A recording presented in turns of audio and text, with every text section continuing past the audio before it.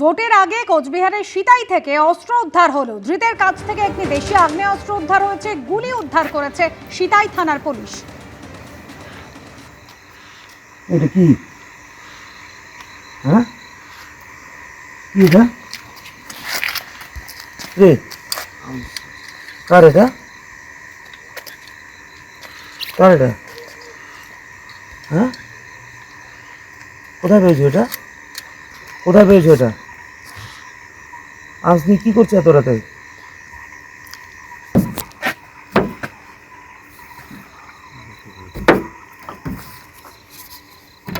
মঙ্গলবার তৃণমূলে যোগদান করেই মুর্শিদাবাদের জলঙ্গি থেকে প্রার্থী হলেন বাবর আলী। বর্তমান বিধায়ক আব্দুর রাজ্জাকের বদলে তাঁকে প্রার্থী করল এবার দল। টিকিট পাওয়ার পরে বাবর আলী জানিয়েছেন, অভিষেক বন্দ্যোপাধ্যায়ের সঙ্গে দেখা করেছিলাম, দলীয় নেতৃত্বের ব্যবহারে মুগ্ধ হয়েছে। এটা একটা নতুন দায়িত্ব। আমি এতদিন তো সকল দল মত নির্বিশেষে সকল মানুষ আমাকে সহযোগিতা করেছেন, সকলের সহযোগিতাতে আমি এগিয়ে গিয়েছি। আশা করি আগামী দিনে আমার যে স্বপ্ন রয়েছে সেই স্বপ্ন বাস্তবায়নের জন্য সকলের সহযোগিতা পাব। তবে সর্বভারতীয় তৃণমূল কংগ্রেস এর সম্মানীয় নেত্রী মমতা বন্দ্যোপাধ্যায় এবং সম্মানীয় নেতা অভিষেক বন্দ্যোপাধ্যায় যে দায়িত্ব দিয়েছেন জলঙ্গির মতন একটা আসনে আমাকে প্রার্থী করে, তাদের প্রতি আমি কৃতজ্ঞ। আমি যে কাজ শুরু করেছিলাম আমার ভাবতা বা বেলডাঙ্গাতে, কিন্তু আমার চিন্তা ভাবনা কিন্তু সারা পৃথিবী জুড়ে, যে প্রত্যেকের জন্য শিক্ষা এবং সমানাধিকার। তো আমার এই মুর্শিদাবাদের সীমান্তবর্তী একটা জায়গা জলঙ্গি, সেই জলঙ্গির মতন জায়গাতে আমি যদি আগামী দিনে কাজ করার সুযোগ পাই, এটাও আমার কাছে আমি মনে করব যে এটা আল্লাহর ইচ্ছা বা ঈশ্বরের ইচ্ছাও বলতে পারেন, এবং দল যে আমাকে সুযোগ দিয়েছে এই সুযোগের জন্য আমি অত্যন্ত আনন্দিত। পশ্চিম মেদিনীপুরের পিংলা কেন্দ্র, সেখান থেকে এবারে অজিত মাইতিকে প্রার্থী করেছে তৃণমূল কংগ্রেস। আর টিকিট পাওয়ার পর কি বললেন তৃণমূল প্রার্থী, শুনুন। আমরা একজন পুরনো রাজনৈতিক কর্মী। নির্বাচন আমাদের কাছে এসব হাসি আনন্দ এসবের কোনো বিষয় নয়। নির্বাচন হচ্ছে একটা যুদ্ধ, অস্তিত্ব রক্ষার যুদ্ধ। বাংলার সম্মান বাঁচবে কিনা তার যুদ্ধ। মমতাদি যে উন্নয়নগুলো করলেন, দিল্লি থেকে কিছু মানুষ সেই উন্নয়নগুলোকে ধ্বংস করে দিতে চাচ্ছেন, বঞ্চনা করতে চাচ্ছেন, তার বিরুদ্ধে লড়াই।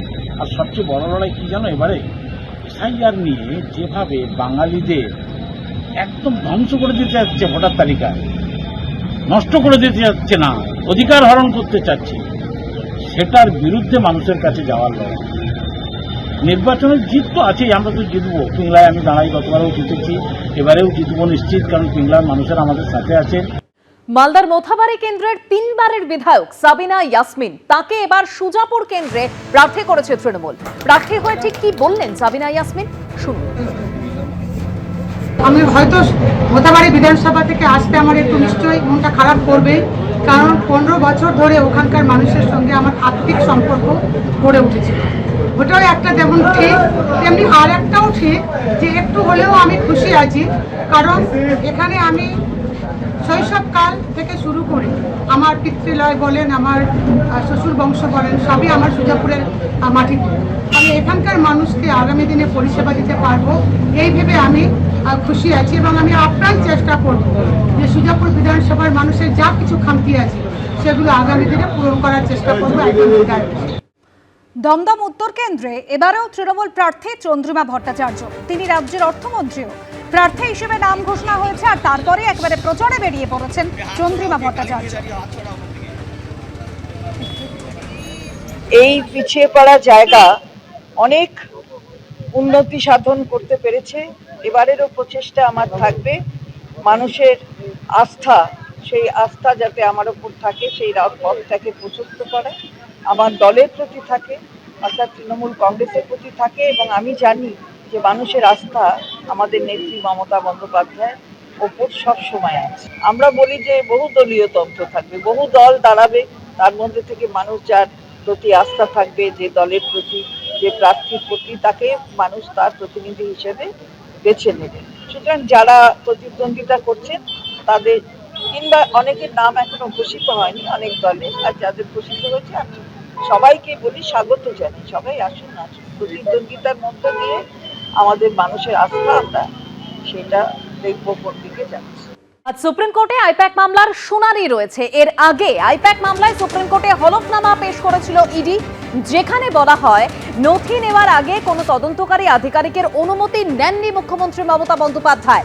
যে নথিগুলি নিয়ে যাওয়া হয়েছে তা তৃণমূলের নাকি কয়লা পাচারের সে সম্পর্কে নিশ্চিত করা যাচ্ছে না, জানিয়েছিল ইডি। ইডির অফিসারদের কাছে শুধু দল সংক্রান্ত তথ্য নেওয়ার অনুমতি চাওয়া হয়েছিল। উপস্থিত ইডি অফিসাররা তাতে আপত্তি করেননি এবং মমতা বন্দ্যোপাধ্যায়কে ফাইল ডিভাইস নেওয়ার অনুমতি দেন। আজকে কখন শুনানি রয়েছে, আরো বিস্তারিত তথ্য এই সম্পর্কে আমরা জানবো আমাদের প্রতিনিধি বিজেন্দ্র সিংহর কাছ থেকে। বিজেন্দ্র, আজকে জাস্টিস মিশ্রার বেঞ্চে আইটেম নম্বর 14 রয়েছে। সেক্ষেত্রে মনে করা হচ্ছে 11টা 11:30 নাগাদ হয়তো হিয়ারিং হবে আজকে এই কেসে। এবং এর আগে আমরা দেখেছি বারবার ডেট পড়েছে। 10ই ফেব্রুয়ারি হওয়ার কথা ছিল, সেদিন অ্যাডজার্ন হয়ে যায় 18 ফেব্রুয়ারির জন্য। এবং 18 ফেব্রুয়ারি যখন উঠেছিল কেসটি সুপ্রিম কোর্টে হিয়ারিং এর জন্য, সেদিন ইডি সময় চাইকে তাদেরকে রিজয়েন্ডারের জন্য আরো সময় দেওয়া হোক। সেদিন 1 মাস সময় দিয়েছিল সুপ্রিম কোর্ট এনফোর্সমেন্ট ডিরেক্টরেটকে, এবং তারপর ঠিক হয়েছিল ডেট আজকের হিয়ারিং এর জন্য। আজকে হিয়ারিং এর জন্য লিস্টেড রয়েছে কেস জাস্টিস প্রশান্ত কুমার মিশ্রার বেঞ্চে আইটেম নম্বর 14 রয়েছে। এবং যদি ঠিক করে লিস্টগুলো মুভ করে হিয়ারিং হয়, সেক্ষেত্রে 11:30 থেকে 12টার মধ্যে হয়তো উঠবে এই কেসটি হিয়ারিং এর জন্য। এবং দেখতে হবে কি আজকে বিশেষ করে ইডি কি বলছে, কেন কি মুখ্যমন্ত্রীর তরফ থেকে বা রাজ্য সরকারের তরফ থেকে যে কাউন্টার অ্যাফিডেভিট ফাইল করা হয়েছিল, সেটার পরিপ্রেক্ষিতেই নতুন তথ্য দিতে চাইছিলেন এনফোর্সমেন্ট ডিরেক্টরেট, এবং যেটার জন্য গতবার তারা সময় চেয়েছিলেন সুপ্রিম কোর্টের কাছে। এবং সুপ্রিম কোর্টও চাইছিল কি এটাকে মীমাংসা করাতে। যখন প্রথমবার জানুয়ারি মাসে হিয়ারিং হয়েছিল, তখন সুপ্রিম কোর্ট বলেছিল যে এই ধরনের পরিস্থিতি যদি তৈরি হয়, যেখানে একটা কেন্দ্রীয় এজেন্সি রেড করতে গেছে এবং সেখানে রাজ্যের পুলিশ সেখানে গিয়ে এরকম একটা পরিস্থিতি তৈরি হয়, তাহলে অন্য রাজ্যগুলোতে হলে এই পরিস্থিতি একটা ললেসনেস ক্রিয়েট করবে। তাই তারা চাইছে কিন্তু মীমাংসা করতে।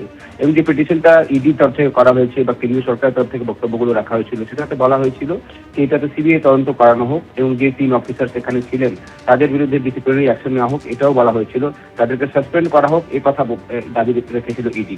তবে আমরা দেখেছিলাম হিয়ারিং চলাকালীন বারবারই কপিল সিব্বল, যিনি মুখ্যমন্ত্রী হয়ে অ্যাপিয়ার করছিলেন, তিনি বলেছিলেন যে মুখ্যমন্ত্রী সেখানে কোনো বাধা দেননি গ্রেডে।